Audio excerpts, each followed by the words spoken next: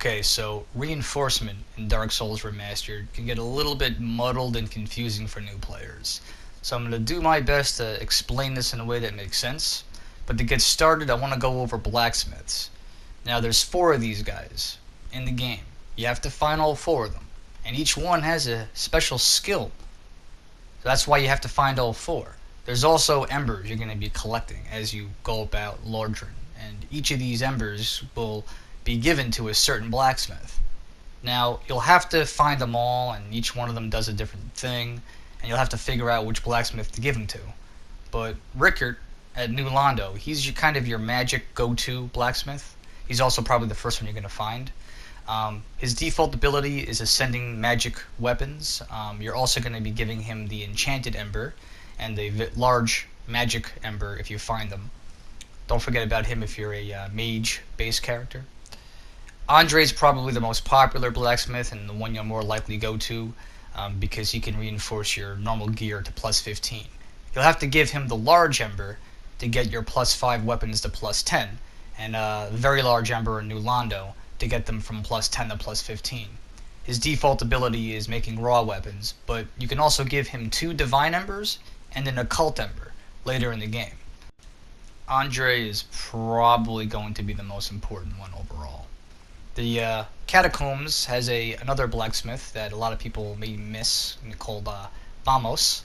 Vamos is your go-to for default fire ascension.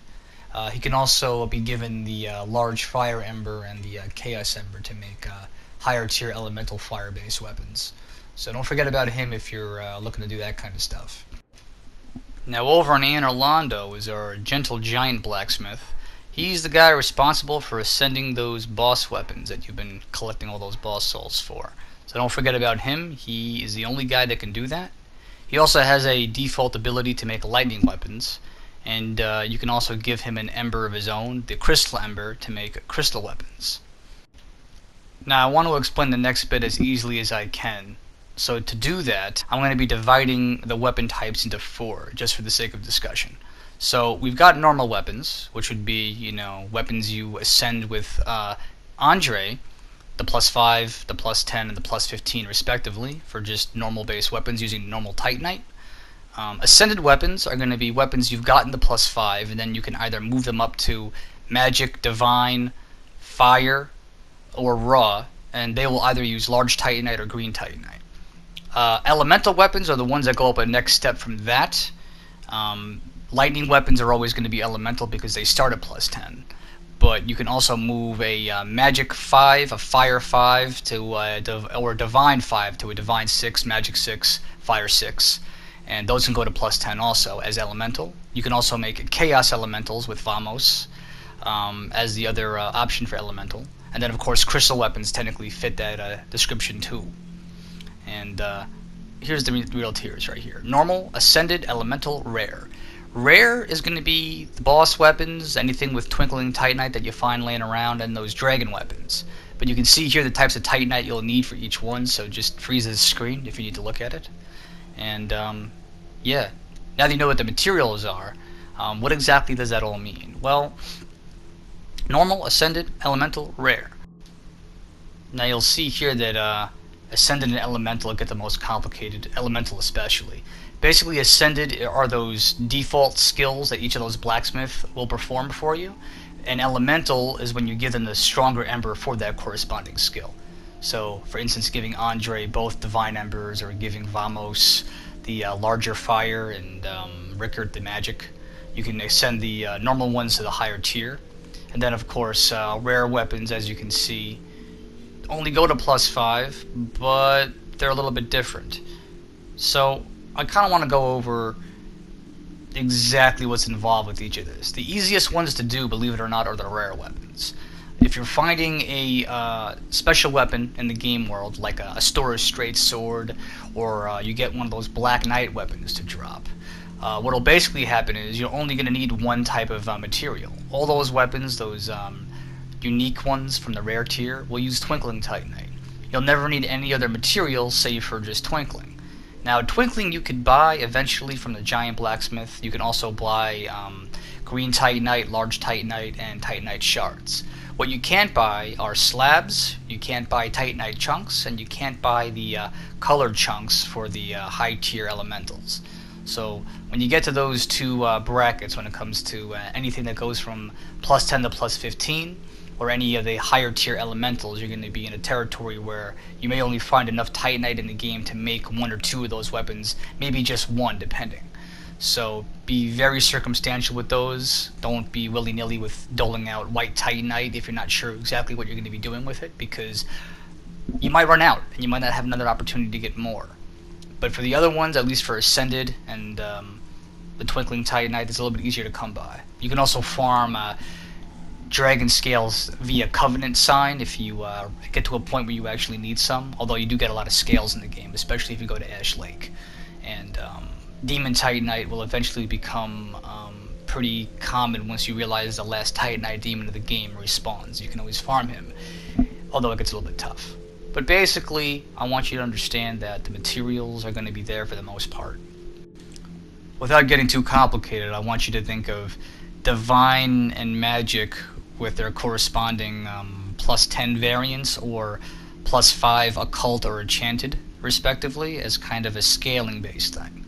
And what I mean by that is, if you have high intelligence, maybe you don't want to go to plus 10 magic, maybe you want to go to plus 5 magic and then turn it into an enchanted weapon to get more out of your intelligence stat. And the same thing with Divine and Occult. Divine 5 will ascend it into an elemental of Occult, which might scale better if you have a high faith stat on your character. Crystal weapons are just stronger and they scale really well, but they do break and they are not able to be repaired after a certain point. And chaos weapons scale off your soft humanity in the top corner of the screen. So you simply need their requirements to wield the weapon, and then the humanity takes over for damage scaling. Pyromancy hands is a little bit easier. You're just using souls. You can get the hand to plus 15, in which case you can ascend it, and ascensions, whether it's 0 or 5, count as a plus 15 weapon anyway. You simply have to have the souls to reinforce them. Now, matchmaking, that's what we're coming down to here, since all of this really is a preface to actually playing online. Whether you're a summoned phantom or an invader, how you have reinforced your weapons will denote who you're playing with at what level tiers. So for instance, if you're a low level invader and you have a plus 5 weapon, that is the lowest you can go, and by plus 5 I mean regular reinforcement. That's the lowest you can go in order to invade people who have a plus 0 regular weapon. But if you ascend a weapon, for instance, let's say you take a plus 5 longsword and ascend it to magic, and then you take that magic longsword and you put green titanite into it and you get it to plus 1, that's the equivalent of saying you have a plus 6. Now if we're going up that scale, if you get to plus 5 magic, that's the equivalent of a plus 10 weapon. And then if you ascend that further and you go to plus 10 magic, that's a plus 15. Do you follow me so far?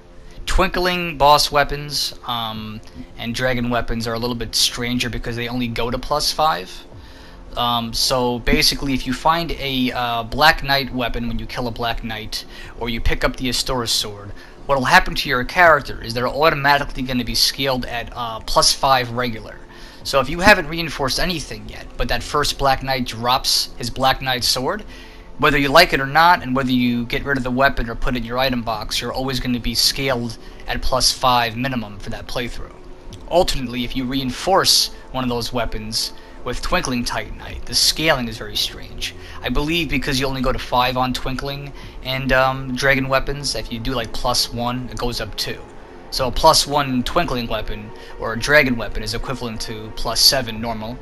But then of course, you know, plus 2 is like saying 9, plus 3, 11, plus 4 is like 13, and then at plus 5 you're at maximum reinforcement. So keep that in mind for your characters. If you just don't pay attention to what you're doing, you can outclass your character from certain tiers, in which case you might be lower level, getting locked into play sessions with people that are way stronger than you. Also, there's a few mimic chests in the game. You have to be careful of these. They have a chance of dropping one of the high elemental weapons, like a crystal weapon. There's a lightning spear somewhere in Sens. There's an enchanted weapon somewhere, and then an occult hammer. I'm sorry, an occult bat in and Orlando. And what'll happen is if you pick those up, you're automatically scaled to plus 10, normal, no matter what else you've done with your upgrade paths so far in the game. So keep that in mind. The Pyromancy hand also, of course, matters too. And what doesn't matter for scaling is going to be your outfit. You can get your outfit to maximum reinforcement, and that doesn't matter. Also, talismans and catalysts do not reinforce. So if you want to be a low-level invader that uses magic, it's probably the best option. Just play through the game low level, and good luck. Hope that helped, guys.